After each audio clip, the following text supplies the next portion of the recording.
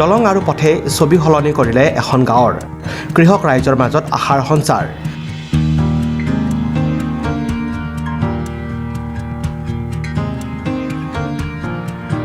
কৃষি কৰ্মৰ সৈতে মনে প্ৰাণে জড়িত এখন গাঁও ২ নম্বৰ ৰৌমাৰী। আঘোণৰ ধান চপোৱাৰ পিছত ন চাউলৰে এসাঁজ খাবলৈ সকলো একত্ৰিত হ'ল গাঁৱৰ নামঘৰ প্ৰাংগণত। পানেৰী সমষ্টিৰ অন্তৰ্গত ওদালগুৰি জিলাৰ ২ নম্বৰ ৰৌমাৰী গাঁৱত পৰম্পৰাগত ন খোৱা পৰ্ব। ন খোৱা পৰ্বত ভাগ ল'লে বিধানসভাৰ অধ্যক্ষ বিশ্বজিৎ দৈমাৰীয়ে।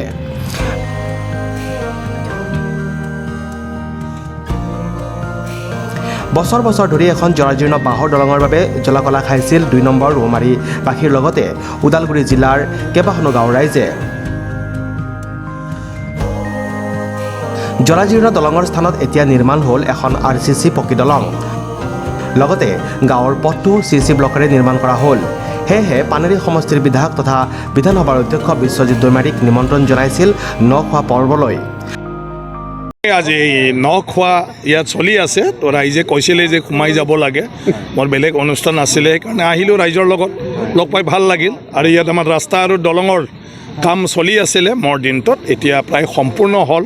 গতিকে আজি ৰাইজে কৈছে যে কম দিনৰ ভিতৰতে এইটো উদ্বোধন কৰিব পৰা যাব। সেইকাৰণে দিন তাৰিখ লৈ ফিনিচিংটো কৰিবৰ কাৰণে আমি ক'ব খুজিছোঁ যে এটা দিন তাৰিখ ধৰি লৈ পেলাই সেইদিনাৰ ভিতৰত যাতে দলঙৰ আৰু ৰাস্তাৰ কামটো সম্পূৰ্ণ কৰি দিয়ে, সেই হিচাপে উদ্বোধন হ'ব। এইখিনি হোৱাৰ পিছত এই অঞ্চলৰ মানুহৰ যথেষ্ট যিটো সমস্যা আছিলে দৈনন্দিন জীৱনটোত, বাহিৰলৈ ওলাই যাব নোৱাৰে, গুৱাহাটী যাবলৈ মেইন ৰাস্তাত ওলাই যাব নোৱাৰে, মহৰীপাৰা ইয়াৰ পৰা বহুত ওচৰত আমাৰ চাৰিআলি গড়েশ্বৰৰ নাওকাটাৰ যিটো ৰাস্তা একদম ওচৰতে লাগি আছে, কিন্তু তালৈকে গাড়ী মটৰ ঠেলাই একো লৈ যাব নোৱাৰে।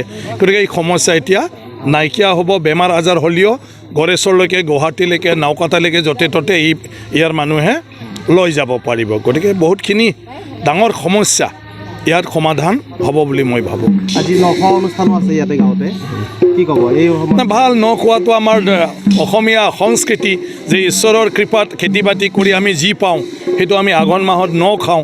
আৰু যেতিয়া আমি ন খাবলৈ লওঁ, ঈশ্বৰৰ কৃপাত পাইছোঁ কাৰণে, আশীৰ্বাদত পাইছোঁ কাৰণে আমি ঈশ্বৰকো ঠগি হিচাপে দি দিওঁ, ধন্যবাদ জনাওঁ, যাতে তেনেকুৱাই আমাক সদায় দি থাকে। গতিকে আপুনি দিয়াৰ কাৰণে পালোঁ, আমিও খালোঁ, আপোনাকো দিলোঁ।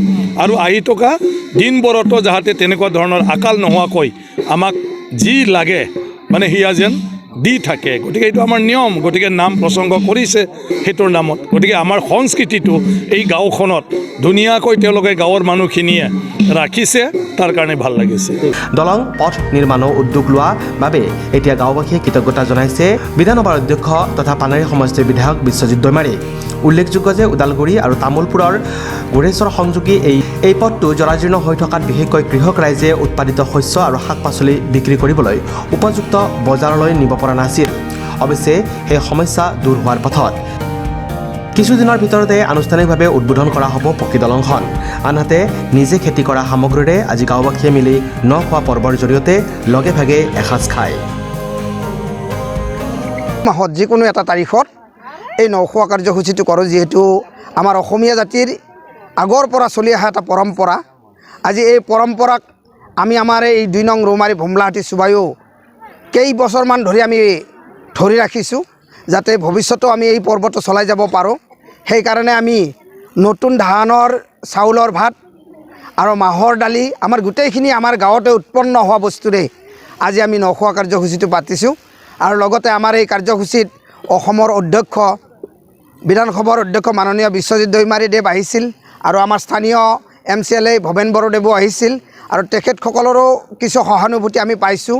আৰু ৰাইজৰ বিপুল সঁহাৰি, আমাৰ এই চুবাটোৰ বিপুল সঁহাৰিত আজি আমি প্ৰত্যেকে যি পাৰোঁ দান বৰঙণি কৰি আজি আমাৰ এই ন খোৱা কাৰ্যসূচীটো কৰিছোঁ। আমি আমাৰ যিটো অসমীয়া জাতিৰ পৰম্পৰা আমি সেইটো ৰক্ষা কৰিছোঁ। আপোনালোকৰ এই গাঁৱৰ যিখন আচলতে আমি বৰ ভাগ্যৱান। এইকাৰণে ভাগ্যৱান, বিশ্বজিৎ দৈমাৰী যেতিয়া আমাৰ পানেৰী সমষ্টিৰ পৰা জয় হৈ আহিল, আমি সেই জয় হোৱাৰ ইলেকশ্যন খেলাৰ আগতে তেওঁক এখন মেমৰেণ্ডম দিছিলোঁ যে আমাৰ এই দলং নদীটোৰ ওপৰত এখন দলং লাগে। কিন্তু এতিয়া আচৰিত পাইছোঁ, আমি আজি 70 বছৰে নোহোৱা এটা আমাৰ অভাৱ, তেওঁ জয় হোৱাৰ এমাহমান পিছতে আমাক এই দলংখন দিয়াৰ কাৰণে সিদ্ধান্ত এটা লৈছিল। আৰু আমাক দলংখন দিলেই, ৰাস্তাটো দিলেই, আমি তেখেতক আমাৰ ৰাইজৰ ফালৰ পৰা এনেকুৱা ধন্যবাদ দিছোঁ যাতে আমাৰ ভৱিষ্যতে আৰু এনেকুৱা অভাৱবিলাক পূৰণ কৰিব পাৰে। আমি ভগৱানৰ ওচৰত প্ৰাৰ্থনা জনাইছোঁ তেওঁ দীৰ্ঘজীৱী হওক, তেওঁ ৰাজনৈতিক ভৱিষ্যত উজ্জ্বল হৈ থাকক। Desk report, news express, Assam.